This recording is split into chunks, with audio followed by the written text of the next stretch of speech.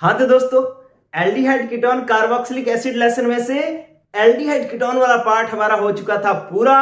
अब हम शुरू करने वाले हैं कार्बोक्सिलिक एसिड। एपिसोड नंबर 28 है। पहले 27 एपिसोडों में हमने एल्डिहाइड कीटोन पूरे किए हैं और आज शुरू कर रहे हैं कार्बोक्सिलिक एसिड। बहुत शानदार टॉपिक है और आज से शुरू कर रहे हैं तो मेरे साथ साथ अगर आप देखेंगे तो बहुत मजा आने वाला है। सारे दोस्तों को ये वीडियो शेयर भी करते हैं क्योंकि आज से ही कार्बोक्सिलिक एसिड शुरू हो रहा है ताकि वो कंटिन्यू मेरे साथ साथ चल सके। जीरो लेवल से शुरू कर रहे हैं तो इसलिए पूरी बात हमें समझ में आएगी। सबसे पहली बात, आज की वीडियो में अपने क्या क्या पढ़ने वाले हैं। एक तो कार्बोक्सिलिक एसिड का परिचय पढ़ रहे हैं कि भाई कार्बोक्सिलिक एसिड होता क्या है। दूसरा हम क्या पढ़ने वाले हैं कि इसका वर्गीकरण क्या है, कितने प्रकार के होते हैं कार्बोक्सिलिक एसिड। और तीसरा हम पढ़ेंगे इसके IUPAC और सामान्य नामकरण। शुरू करूं मैं। चलिए, पहली बात क्या हुआ बच्चों कि आपके पास कार्बोक्सिलिक एसिड क्या होता है, जिस यौगिक के अंदर COOH समूह जुड़ा हुआ हो उसे हम कार्बोक्सिलिक अम्ल कहते हैं। नंबर एक बात, एक पॉइंट हमें समझ में आ गया कि भैया जिससे COOH समूह जुड़ा होता है उसे हम कार्बोक्सिलिक अम्ल कहते हैं। अब अपने पास दूसरी बात कि उसको हम कार्बोक्सिलिक अम्ल क्यों कहते हैं। ठीक है, क्योंकि ये जो आपके पास COOH समूह है ना, ये वास्तव में ऐसा होता है C डबल बॉन्ड O और OH।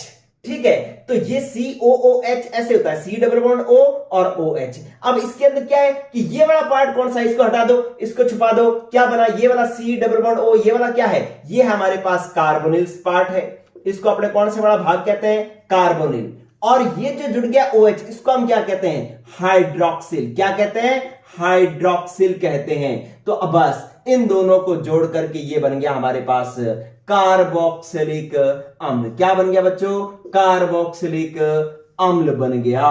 ठीक है, तो ये हमारे पास एक बात समझ में आ गई। अब ये COOH किससे जुड़ा होगा, कार्बन की श्रृंखला के साथ में, कार्बन की श्रृंखला के साथ में। चलिए पहले मैं बात करूं कि मैंने ये परिचय बता दिया, आपको जान करके मन ही मन में मुस्कुराना है कि वाह यार, मेरे को पता लग गया कि कार्बोक्सिलिक अम्ल क्या होते हैं जब किसी कार्बन श्रृंखला के साथ में COOH जुड़ा हुआ हो। अच्छा, इसको कार्बोक्सिलिक क्यों कहते हैं, क्योंकि ये कार्बोनिल और हाइड्रोक्सिल समूह से जुड़ करके बना है, इसको हम कह देते हैं कार्बोक्सिलिक।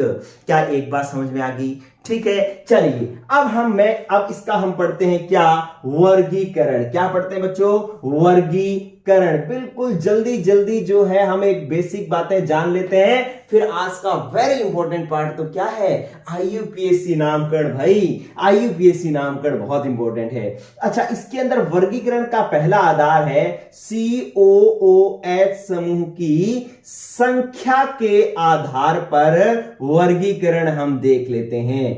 बिल्कुल आसान सा है, बिल्कुल आसान सा। मैं 3 एग्जाम्पल लिखता हूं और आप बात भी समझ जाएंगे कि पहले मैंने लिखा, जैसे मैंने लिखा CH3COOH। दूसरा मैंने एग्जाम्पल लिखा CH2COOH, या मैंने यहां पर लिखा CH2COOH।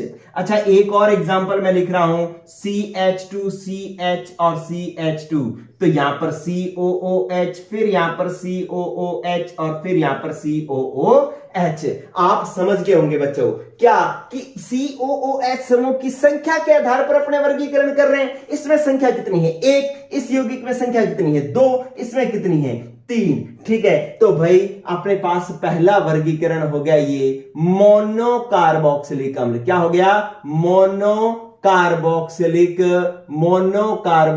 अम्ल हो गया। ठीक है, और दूसरा जिसमें 2 COOH समूह होंगे उसे हम कहेंगे डाई कार्बोक्सिलिक अम्ल, और तीसरा जिसके अंदर 3 COOH समूह होंगे उसे हम कहेंगे ट्राई कार्बोक्सिलिक अम्ल कहेंगे। क्या इतनी बातें समझ में आ गई क्या बच्चों। मोनो मतलब 1, डाई मतलब 2, ट्राई मतलब 3। क्लियर होगी बात। चलिए अब एक और वर्गीकरण कर लेते हैं, फिर बात इसकी और समझ में आ जाएगी। दूसरा वर्गीकरण का आधार है कि इस COOH या इस COOH के समूह साथ यहां पर क्या जुड़ा हुआ है। अगर यहां पर एलिफेटिक समूह जुड़ा हुआ है तो उसे हम एलिफेटिक कार्बोक्सिलिक अम्ल कहते हैं, और अगर एरोमेटिक समूह जुड़ा हुआ है तो उसे हम कहते हैं एरोमेटिक कार्बोक्सिलिक अम्ल कहते हैं। तो इसके अंदर एल्किल समूह या कार्बन चेन की प्रकृति के आधार पर, ठीक है, कार्बन चेन की प्रकृति के आधार पर हम वह दो प्रकार से लिख सकते हैं कि नंबर एक तो होते हैं हमारे पास एलिफेटिक कार्बोक्सिलिक अम्ल। एलिफेटिक कार्बोक्सिलिक अम्ल क्या होते हैं? एलिफेटिक कार्बोक्सिलिक अम्ल, ये रहा आपके पास COOH। अब इस COOH के साथ में कोई एलिफेटिक कार्बन श्रृंखला जुड़ जाए, सीधी कार्बन श्रृंखला जुड़ जाए, जैसे मैंने लिख दिया CH2 CH3, तो ये CH3 ये सीधी कार्बन श्रृंखला जुड़ी हुई है, इसको हम एलिफेटिक समूह कहते हैं। तो अगर कार्बन COOH समूह के साथ में एलिफेटिक समूह जुड़ जाए या एलिफेटिक कार्बन श्रृंखला जुड़ जाए, एलिफेटिक समूह या एलिफेटिक कार्बन श्रृंखला जुड़ जाए तो उसको हम एलिफेटिक कार्बोक्सिलिक अम्ल कहते हैं। और दूसरा क्या है? दूसरा है हमारे पास एरोमेटिक कार्बोक्सिलिक अम्ल। क्या है बच्चों? एरोमेटिक कार्बोक्सिलिक अम्ल। ठीक है, क्या मतलब हुआ कि अगर COOH समूह के साथ में, जैसे ये रहा COOH, अब इसके साथ में कोई एरिल समूह जुड़ जाए, कौन सा समूह जुड़ जाए? एरिल। ये तो अपने यूं कह सकते हैं कि ये कौन सा समूह जुड़ा हुआ है इसके साथ में? एल्किल समूह। कौन सा समूह जुड़ा हुआ है? एल्किल समूह। COOH के साथ में एल्किल समूह जुड़ जाए तो वो एलिफेटिक कार्बोक्सिलिक अम्ल होता है। लेकिन अगर COOH के साथ में कौन सा समूह जुड़ जाए? एरिल समूह। कौन सा समूह जुड़ जाए? एरिल समूह। और जान लो बच्चों, एरिल समूह क्या है? एरोमेटिक समूह। अरे एरोमेटिक में ज्यादा अपने को नहीं पता तो कोई बात नहीं, एक बात जान लो कि एरोमेटिक समूह का मतलब बेंजीन वाले। क्या मतलब? बेंजीन वाले। कि अगर COOH के साथ में बेंजीन वाले जुड़ी हुई है तो इसका मतलब एरिल समूह जुड़ा हुआ है, और एरिल समूह अगर COOH के साथ में जुड़ गया तो उसे हम एरोमेटिक कार्बोक्सिलिक अम्ल कहते हैं। ठीक है बच्चों, तो इस प्रकार से आपके पास ये से पहले परिचय हो गया, फिर आपके पास वर्गीकरण हो गया। वर्गीकरण के दो आधार, एक तो COOH की संख्या, दूसरी की एलिफेटिक या फिर एरोमेटिक कार्बोक्सिलिक अम्ल। फटाफट इसका ले लो स्क्रीनशॉट और इसके बाद चलते हैं हम नेक्स्ट। ठीक है बच्चों, ले लिया स्क्रीनशॉट, चलिए आगे देखो। अब हम पढ़ते हैं इसका नामकरण। अरे बच्चों, अगर समझ में आ रहा है, मजा आ रहा है, तो आप फटाफट वीडियो को करो लाइक। क्या करोगे? लाइक करोगे, और फिर जो है कमेंट भी कर डालो कि अगर बात क्लियर हो रही है तो फिर जो है अपने नेक्स्ट शुरू करते हैं। चलिए अब हम पढ़ते हैं नामकरण। क्या पढ़ते हैं बच्चों? नामकरण। और नामकरण भी दो तरीके के करेंगे, एक तो सामान्य नामकरण और एक IUPAC नामकरण। चलिए नामकरण शुरू करते हैं। इसके अंदर आप पहले ऐसी टेबल बनाएंगे, नंबर 1 लिखेंगे सूत्र, और फिर लिखेंगे सूत्र, पहले सूत्र और फिर लिखेंगे सामान्य नाम, और फिर लिखेंगे IUPAC नाम। क्या लिखेंगे? IUPAC नाम। ठीक है, अब सूत्र लिखने का तरीका तो हम लोग जानते ही हैं। क्या होता है कि RCOOH मतलब कार्बन श्रृंखला, कार्बन श्रृंखला के साथ में COOH जुड़ा होता है तो उसको अपने क्या कहते हैं? कार्बोक्सिलिक अम्ल कहते हैं। सामान्य नाम अलग अलग तरीकों से लिखे जाएंगे, इसलिए इसका कोई सामान्य नाम का कोई तरीका नहीं है। और IUPAC नाम का लिखने का तरीका होगा क्या कि आपके पास इसका जो अनुलग्न लगता है, मतलब जब इसका नाम लिखा जाएगा तो उसके नाम के पीछे जो समूह जुड़ेगा उसको हम कहेंगे ओइक अम्ल। क्या कहेंगे बच्चों?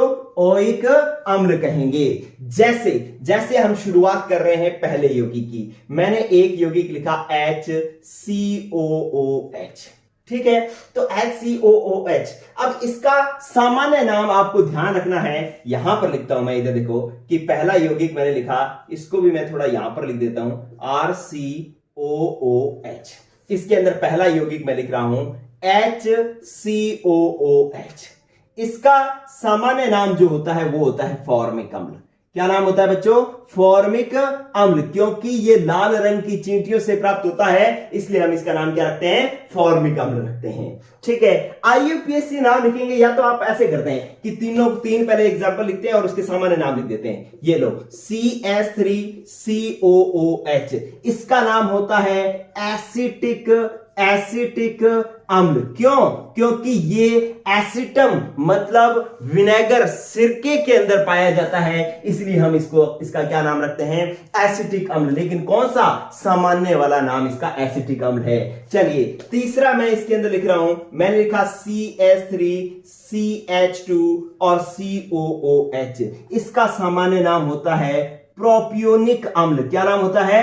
प्रोपियोनिक अम्ल होता है। और इसी प्रकार से एक और मैं लिख देता हूं CH3CH2 और COOH, इसका नाम होता है ब्यूटायरिक अम्ल। क्या नाम होता है बच्चों? ब्यूटायरिक अम्ल। ठीक है, ये तो सामान्य नाम तो आपको ध्यान रखने पड़ेंगे, लेकिन IUPAC नाम जो है वो मैं आपको लिखना सिखाता हूं। बड़े इंटरेस्टिंग है। कैसे? कि आपके पास कितने कार्बन पहले में? एक कार्बन को हम क्या कहते हैं बच्चों? मैथ। ठीक है, और सारे के सारे इसके अंदर सिंगल बॉन्ड वाले कार्बन हैं तो इसके अंदर हो जाएगा मैथेन। ठीक है, मैथेन और अनुलग्न लगेगा ओइक अम्ल, तो मैथेन प्लस ओइक अम्ल क्या बन जाएगा? मैथेनोइक अम्ल जो है इसका नाम बन जाएगा। तो आपसे अगर पूछ लिया जाए कि फॉर्मिक अम्ल का IUPAC नाम क्या होता है? मैथेनोइक अम्ल। ठीक है, अच्छा इसमें आ जाओ। इसमें कार्बन कितने हैं? दो कार्बन हैं तो इसको अपने कहते हैं एथेन, और सारे सिंगल बॉन्ड है तो क्या हो जाएगा? एथेन, और अनुलग्न ओइक अम्ल तो इसका नाम क्या हो जाएगा? एथेनोइक अम्ल। क्या नाम हो जाएगा? एथेनोइक अम्ल IUPAC हो जाएगा। फिर इसका नाम देखो, तीन कार्बन, तो तीन को हम क्या कहते हैं? तीन कार्बन को प्रोपेन और प्लस ओइक अम्ल क्या बन गया? प्रोपेनोइक अम्ल बन गया। ठीक है बच्चों, इसके बाद इसके अंदर चार कार्बन है, चार कार्बन को अपने कहते हैं ब्यूटेन और प्लस में ओइक अम्ल, तो ये क्या बन गया? ब्यूटेनोइक अम्ल बन गया। बिल्कुल आसान है कि कार्बन 1 2 3 4 5 को क्या कहते हैं? Meth, eth, prop, but, pent, hex, hept, oct, non, dec, है ना? तो उसी के साथ में क्या लगा देना है? सारे सिंगल बॉन्ड वाले कार्बन हो, जैसे कार्बन और कार्बन के बीच में सिंगल बॉन्ड, कार्बन के बीच में सिंगल बॉन्ड, कार्बन के बीच में सिंगल बॉन्ड होना चाहिए, तो उसके लिए लगता है एन। तो जैसे मैथ प्लस एन मैथेन और COOH समूह का अनुलग्न ओइक अम्ल, तो ये बन गया मैथेनोइक अम्ल। क्या इतनी बात समझ में आ गई क्या बच्चों? अगर इतनी आ गई तो फिर मैं आपको आगे लेकर के चलता हूं। ठीक है, अब क्या करते हैं अपने करते हैं कि डाई कार्बोक्सिलिक अम्ल के नामकरण करते हैं। डाई कार्बोक्सिलिक अम्ल के नामकरण करते हैं। ठीक है बच्चों, चलो इसको मैं करता हूं साफ, और डाई कार्बोक्सिलिक अम्ल का हम नामकरण करते हैं। स्क्रीनशॉट ले लो इसका। चलिए, हो गया भाई।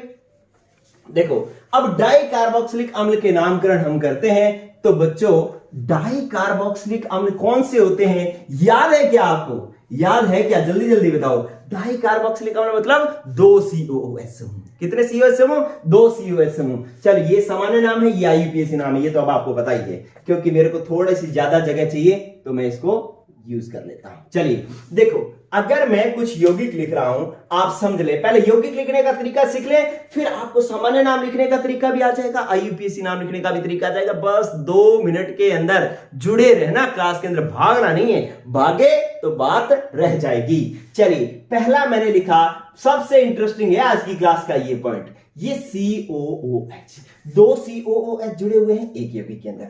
दूसरा यौगिक, पहले यौगिक लिखना सीखो, तो डाई कार्बोक्सिलिक अम्ल हो गया क्योंकि 2 COH है। ठीक है, अब दोनों COOH के बीच में ना मैंने एक CH2 डाल दिया, तो ये हो गया एक डाई कार्बोक्सिलिक अम्ल, ये दूसरा डाई कार्बोक्सिलिक अम्ल। अब मैंने तीसरे में क्या किया? फिर मैंने COOH और COOH के बीच में क्या किया? 2 CH2 डाल दिए। CH2 की मैंने क्या कर दिया? ट्वाइस। ठीक है, अब इधर आ जाओ, मैंने क्या किया? चौथे एग्जाम्पल के अंदर मैंने जो COOH जो था और फिर COOH जो था, इन दोनों के बीच में CH2 जो है मैंने कितने डाल दिए? 3 डाल दिए। कितने डाल दिए? पहले में देखो दोनों COH के बीच में कोई कार्बन नहीं, दूसरे में कितना? एक कार्बन, तीसरे में कितने? दो कार्बन, और चौथे में कितने? तीन कार्बन। CH2 कितने हैं बीच में? तीन। ठीक है, और एक और मैंने लिखना है लेकिन जगह जो है वो सेट नहीं बैठ रही। चलिए एक बार रुकना, इधर देखो, मैं साथ साथ कर देता हूं थोड़ा। इधर देखो, पहला ये दूसरा COOH, बीच में CH2 कितने हैं भाई? एक। पहले में कितने हैं? एक।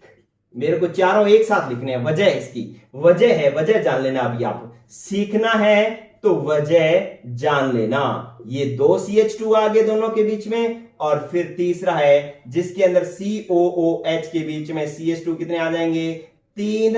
और फिर एक और एग्जांपल चौथा देख लो जिसके अंदर COOH और COOH के बीच में CH2 कितने आ रहे हैं बच्चों?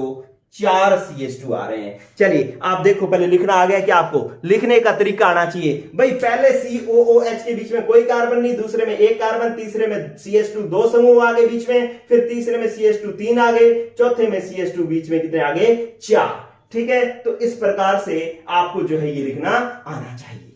अब इसका सामान्य नाम अगर लिखना है, सामान्य नाम अगर लिखना है तो सामान्य नाम लिखने की एक ट्रिक मैं बता रहा हूं।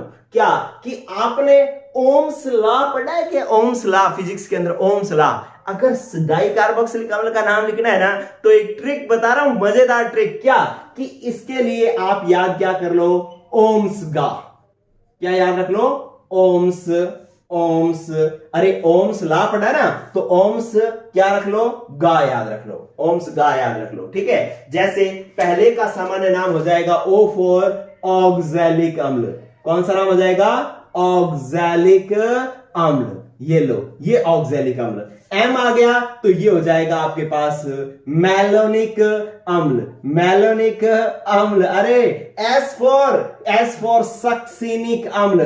क्या नाम होता है? सक्सिनिक अम्ल। IUPAC लिखना तो बहुत आसान है, लेकिन मैंने सामान्य नाम लिखना भी आपके लिए बहुत आसान बना दिया है। अगर दोनों के बीच में तीन आ गए तो इसको हम कहते हैं ग्लूटेरिक अम्ल। क्या नाम देते हैं? ग्लूटेरिक अम्ल। और अगर चार CH2 आ गए दोनों COOH के बीच में तो हम इसको नाम देते हैं एडिपिक अम्ल। एडिपिक अम्ल। बोलो पहले फटाफट इस बात के लिए कमेंट करो भाई मुझे, क्या कि आपको ये चीज आ गई क्या? अगर ये आ गई है तो फिर अपने बात आगे बढ़ाएंगे। क्या कि पहले नाम सूत्र लिखना सीख लो। पहले दोनों COOH, फिर बीच में एक CH2 डाल दिया, फिर दो CH2 डाल दिए, फिर तीन CH2 डाल दिए, फिर चार CH2 डाल दिए। इकट्ठा याद लिखना, क्रम वाइज लिखना। अगर क्रम बदल दिया तो मामला भी बदल जाएगा, ध्यान रखना। ठीक है, तो अब इसको याद रखने की ट्रिक क्या है? ये क्या है हमारे पास? ये है भैया ट्रिक। ये क्या है? ट्रिक है। ट्रिक क्या कहती है कि आपने ओम्स लॉ याद किया है। ओम्स लॉ होता है ना फिजिक्स के अंदर। अब क्या है? ओम्स गा। ओम्स गा। ठीक है, O for oxalic acid, M for malonic acid, S for succinic acid, G for glutaric acid और A for adipic acid. Interesting. चलिए अब अगर ये ट्रिक समझ में आई है, मजा आया है ना, तो फटाफट कमेंट करके बताओ भाई मुझे कि सर हमें याद हो गया।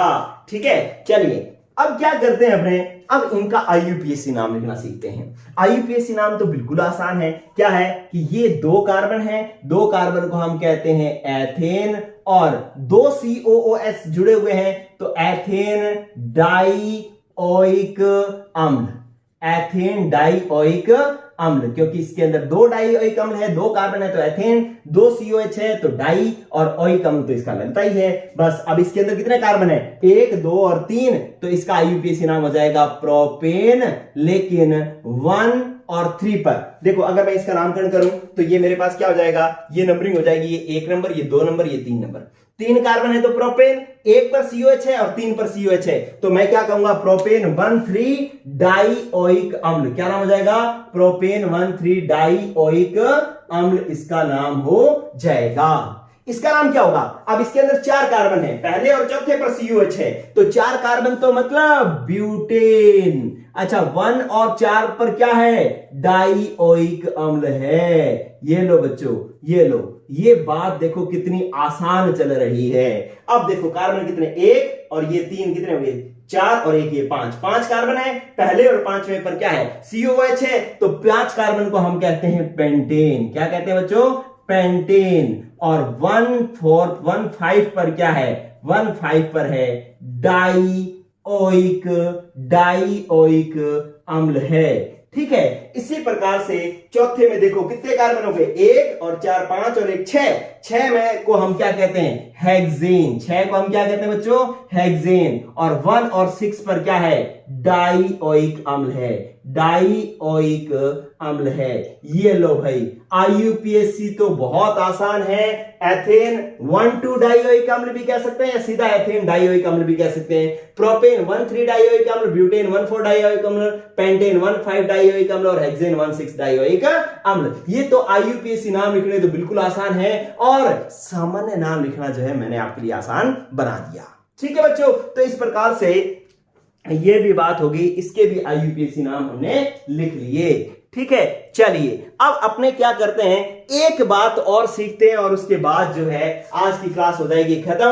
पहले अगर मेरे को बताओ, आपको बढ़िया लग रहा है, मजा आ रहा है, चीजें समझ में आ रही हैं तो कमेंट करो यार, कमेंट करो, बताओ मुझे। ठीक है, और साथ में जो है दोस्तों को शेयर भी कर देना। और आज से पहली क्लास शुरू हुई है तो सारे दोस्तों को कह देना कि भैया अभी से शुरू हुई है क्लास, आ जाओ यार, आ जाओ, जुड़ जाओ, ताकि जो है वो पूरा का पूरा लेसन आपको समझ में आ जाएगा। अच्छा, अपने चैनल पर ये लेसन नहीं, बाकी लेसन भी, सारे लेसन जो है, इसका स्क्रीनशॉट ले लिया होगा आपने। चलिए, अब क्या है कि यही लेसन नहीं, बाकी लेसन भी जो है हमने एक क्रम वाइज पूरी की पूरी डिटेल में बिल्कुल फ्री पढ़ा रखे हैं। आप चैनल पर जाओ, एक एक पॉइंट बुक की एक एक लाइन से जो है वो मैंने आपको पढ़ा रखी है। टॉप एपिसोड वाइज, हर एपिसोड वाइज जो है आपको एक एक लाइन पढ़ा रखी है मैंने बुक की। ठीक है, तो चलिए अब अपने बात करते हैं नेक्स्ट। देखो क्या होगा कि अब अपने को नामकरण ही करना है, लेकिन अब हमें एरोमेटिक जो यौगिक हैं उनका नामकरण करना है। ठीक है, तो इस तरीके से देखो कि आपने यहां पर एरोमेटिक यौगिकों का आईयूपीएसी नामकरण करना है। तो मैं 3 यौगिकों के नाम लिख देता हूं, पहले 3 यौगिकों के नाम लिख देता हूं। मैंने एक यौगिक ये लिखा, एरोमेटिक तब होता है जब COOH के साथ में क्या हो, एरोमेटिक समूह जुड़ा हुआ हो, तभी तो होता है। अब मैंने दूसरा यौगिक कैसे लिख दिया, बेंजीन, और इसके साथ में एक COOH यहां लगा दिया, एक COOH यहां लगा दिया। अब इसके अंदर एक बढ़िया इंटरेस्टिंग चीज सीखने को मिलेगी आपको। एक ये देखो आप, C बेंजीन, और इसके अंदर एक COOH यहां पर है और एक COOH यहां पर है। ये लो, इन तीनों के नामकरण करने सीखने हैं, लेकिन बड़े इंटरेस्टिंग है, बहुत जरूरी भी है। चलिए, आपके पास पहली लाइन क्या है कि इसका सामान्य नाम होता है बेंजोइक अम्ल। क्या नाम होता है, बेंजोइक अम्ल। ठीक है, यही जो है फेमस नाम है इसका, बेंजोइक अम्ल। और इसका सामान्य नाम होता है थैलिक अम्ल। क्या नाम होता है बच्चों, थैलिक अम्ल इसका नाम होता है। और इसका ये बहुत इंपॉर्टेंट है आगे के लिए, देखना आगे आएंगे दोबारा, जब दोनों COH साथ में जुड़े हों यहां और यहां, तो इसको थैलिक अम्ल, और अगर विपरीत स्थितियों पर जुड़े हुए हों तो इसको हम कहते हैं टरथैलिक अम्ल। क्या नाम देते हैं, टरथैलिक अम्ल। आगे आएंगे तो इसलिए जो है इसको याद कर लेना। इसके असामान्य नाम ये लिखे हुए होंगे, आईयूपीएसी नहीं लिखे होंगे, सामान्य नाम लिखे होंगे। ठीक है, ये बेंजोइक अम्ल, ये थैलिक अम्ल और ये टरथैलिक अम्ल। ठीक है, अब इसके आईयूपीएसी नाम लिखते हैं। आईयूपीएसी में आपको विशेष बात सीखनी पड़ेगी। क्या है, स्टार डाल करके बात लिख रहा हूं कि यहां पर क्या होगा कि इसके अंदर कार्बन जो है वो मुख्य श्रृंखला में नहीं गिना जाएगा। जब अपने इन यौगिकों का नामकरण करते हैं ना, तो कार्बन जो है मुख्य श्रृंखला में नहीं गिना जाता। नंबर 1 बात आप जान लो। और जब कार्बन मुख्य श्रृंखला में, किसका कार्बन, COOH का कार्बन जब मुख्य श्रृंखला में नहीं गिना जाता, तब इसका जो अनुलग्न लगता है, वो लगता है बच्चों क्या, इसका लगता है कार्बोक्सिलिक अम्ल। क्या लगता है, कार्बोक्सिलिक अम्ल जो है इसका अनुलग्न लगता है। बस, इसके अंदर ओइक अनुलग्न नहीं लगेगा। क्या लगेगा, कार्बोक्सिलिक अम्ल। क्यों, क्योंकि इसके अंदर हम जो COH का कार्बन है ना, वो मुख्य श्रृंखला में नहीं गिनेंगे। क्या मतलब हुआ कि ये देखो, ये बेंजीन और इसके साथ COH है। ठीक है, ये COH बेंजीन से बाहर पड़ा है, तो इतने को तो मैं कह रहा हूं बेंजीन। क्या नाम दे दिया मैंने इसका नाम, तो बेंजीन। और COOH को अब मैं ओइक अम्ल नहीं कहूंगा, क्योंकि इसके कार्बन को मैंने बेंजीन के अंदर नहीं गिना। ठीक है, इसके साथ नहीं गिना, अलग गिना है। तो ये हो जाएगा मेरे पास बेंजीन कार्बोक्सिलिक अम्ल, इसका जो है IUPAC नाम हो जाएगा बेंजीन कार्बोक्सिलिक अम्ल।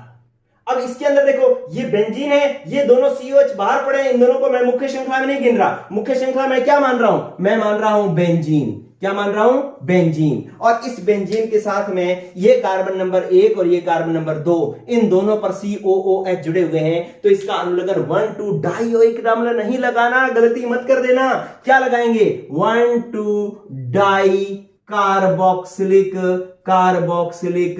अम्ल जो है हम इसका नाम लिखेंगे, ये लो, ठीक है।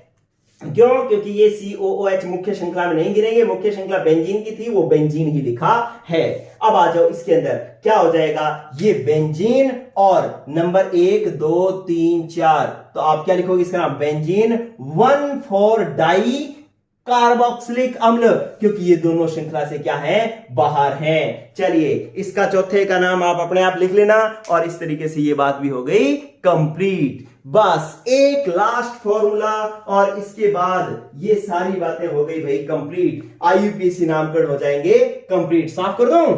चलिए स्क्रीनशॉट ले लेना भाई, स्क्रीनशॉट ले लेना। आपने मन ही मन में फील करना है क्या? वाह यार मैं सीख गया। क्या?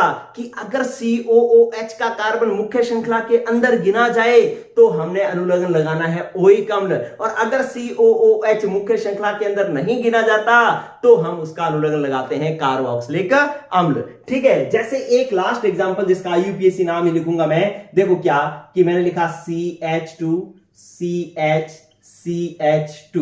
अब मैंने क्या किया, यहां पर एक COOH जोड़ दिया, एक मैंने यहां पर COOH जोड़ दिया, और यहां पर मैंने क्या कर दिया, एक और COOH जोड़ दिया। ठीक है, अब मैं इसका नामकरण करता हूं ना, तो अगर मेरे को सीधा नामकरण करना होता तो मैं क्या करता, इस श्रृंखला को, इस कार्बन को, COOH के कार्बन को श्रृंखला के अंदर लेता और ये मुख्य श्रृंखला का चयन करता, तो क्या हो जाता, ये बाहर रह जाती। जैसे मान लो ये मैं मुख्य श्रृंखला का चयन करता हूं, तो इसके अंदर तो मैंने इस कार्बन को मुख्य श्रृंखला के अंदर, ये मान लो ना होता, ये ना होता, तो क्या होता कि अपने पास यहां से कार्बन गिनते 1 2 3 4 5, मैं लिखता पेंटेन 1,5 डाइओइक अम्ल। क्यों? क्योंकि COOH का कार्बन जो है मुख्य श्रृंखला के अंदर गिना गया है। लेकिन अब इसके अंदर एक चेंज हो गया। क्या चेंज हो गया कि इसके साथ एक साइड में COOH और जुड़ गया, ठीक है। तो जब ये वाली श्रृंखला सिलेक्ट करी ना, तो ये COOH बाहर रह गया, तो ये कहता है कि यार तुम दोनों को तो सिलेक्ट कर लिया, मेरे को क्यों बाहर रख दिया। तो कोई कहता है कि चल भाई तेरे को काउंट कर लेते हैं, तो मुख्य श्रृंखला हमने सिलेक्ट की ऐसे। कैसे सिलेक्ट की? ऐसे, यूं। अगर ये सिलेक्ट कर ली मुख्य श्रृंखला, तो ये कहता है कि मेरे को क्यों बाहर छोड़ दिया, और अगर अपने ये वाली श्रृंखला सिलेक्ट कर देते हैं तो ये वाला बाहर छूट रहा है। तो ऐसी स्थिति में हम किसी के साथ अन्याय नहीं करते, किसी एक को हम बाहर नहीं छोड़ते। हम क्या करते हैं कि मुख्य श्रृंखला ये वाली सिलेक्ट कर लेते हैं और तीनों को ही बाहर छोड़ देते हैं। अरे वाह, क्या मजेदार बात है क्या, कि जब यार दिक्कत आ रही है कि ये वाली श्रृंखला सिलेक्ट करता है तो ये बाहर रह रहा है, ऐसे श्रृंखला सिलेक्ट करता है ये बाहर रह रहा है, ऐसे श्रृंखला सिलेक्ट करता है ये बाहर रह रहा है, तो ऐसी स्थिति में हम किसी के साथ अन्याय नहीं करते और तीनों को क्या छोड़ देते हैं, बाहर छोड़ देते हैं। और नंबरिंग करें तो 1 2 3, तो हम लिखेंगे 3 है तो ये हो जाएगा भैया प्रोपेन। और COOH कौन कौन से कार्बन पर जुड़ा हुआ है, 1 नंबर पर, 2 नंबर पर और 3 पर। कितने जुड़े हुए हैं, 3, तो क्या हो जाएगा ट्राई। अब इसका नाम अनुलग्न ओइक अम्ल लगाओगे कि कार्बोक्सिलिक अम्ल लगाओगे? आपको पता है कि यार COH श्रृंखला के बाहर है, और जब बाहर होता है तो अनुलग्न लगता है कार्बोक्सिलिक अम्ल। क्या अनुलग्न लगता है? कार्बोक्सिलिक अम्ल। इस प्रकार से ये वेरी इंपॉर्टेंट नामकरण है, पेपर में कई बार पूछा जाता है। ठीक है बच्चों, इसका भी ले लो स्क्रीनशॉट, और आज की क्लास हुई फिनिश। अगली क्लास में अपने COOH समूह की संरचना पढ़ेंगे और फिर बनाने की विधियां। ठीक है बच्चों, आज के लिए इतना ही। कमेंट करो, लाइक करो, वीडियो को शेयर करो। ओके बच्चों, गुड लक, गुड बाय।